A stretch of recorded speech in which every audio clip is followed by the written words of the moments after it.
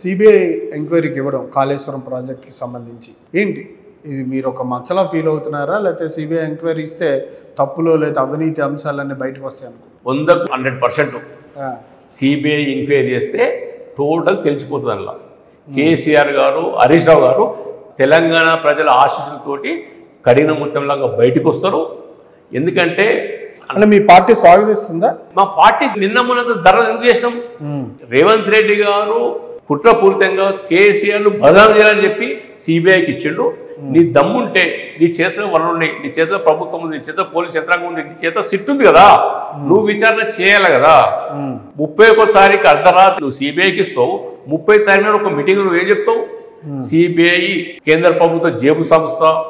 CBI Modi జేబు సంస్థ అని చెప్పి నువ్వు చెప్తావు సిబిఐని తిడతావు మళ్ళీ సిబిఐకి ఇస్తావు నువ్వే కాదు నీకు రాహుల్ గాంధీ సిబిఐని తిడుతుండే కదా